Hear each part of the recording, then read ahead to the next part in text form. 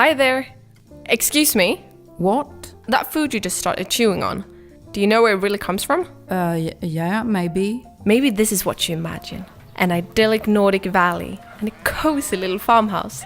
And look there, a young pig and chickens and other farmyard animals grazing freely. Unfortunately, it doesn't look like this anymore. Not here in the Nordic countries and not in the rest of the world either. The sad truth is that it actually works like this. With the help of massive quantities of artificial fertilizers, we no longer need a mix of different animals and crops on our farms. We can grow insane amounts of grain, most used to feed animals, and we still import food and more feed. This all leads to eutrophication and air pollution and contributes to global warming.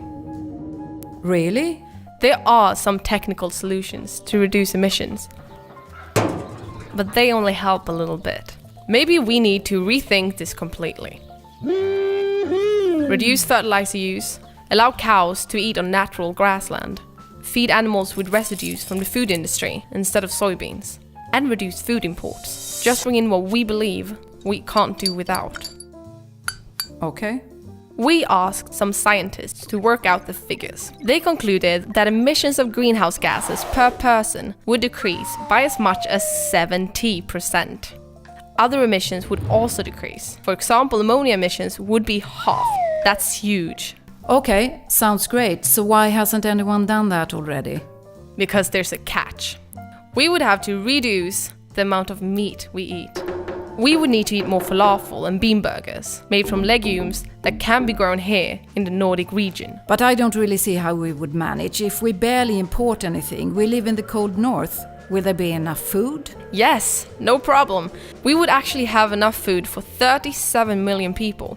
That's more than the estimated population of the Nordic countries by 2030. So we could feed everyone easily.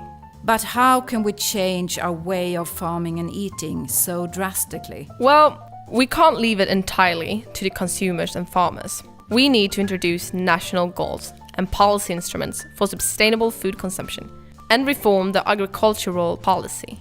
We need to give more support to farms that promote sustainability and biodiversity. Put simply, we need a hefty dose of political courage. And tasty falafel. And if you want to know more, you can read this report.